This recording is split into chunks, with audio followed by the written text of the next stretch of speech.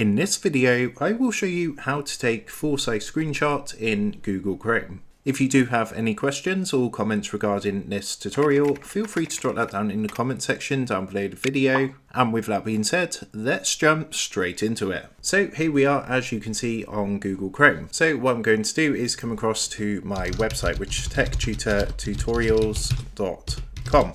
So once you're on the web page that you want to take a screenshot of, what you want to do on your keyboard is hold down Ctrl Shift and then press I. If you're using a Mac, then what you're going to want to do is hold down Command, Options and I. That's going to bring up the developer console on the right hand side. Once you've got this open, go ahead and hold Ctrl Shift and P or Command, Option and P if you're on a Mac. Then what you want to do is go ahead and type screenshot. And as you can see, you're going to get some options like capture area screenshot, but to do a full size one, you can see the option here, capture full size screenshot. So all you need to do is click onto this option, and what it's going to do is take this screenshot and it's actually going to download it straight away onto your PC. So if you now go ahead and click onto this, you can go ahead and open it up. And as you can see, we have a full size screenshot, including the whole of the page all the way to the bottom.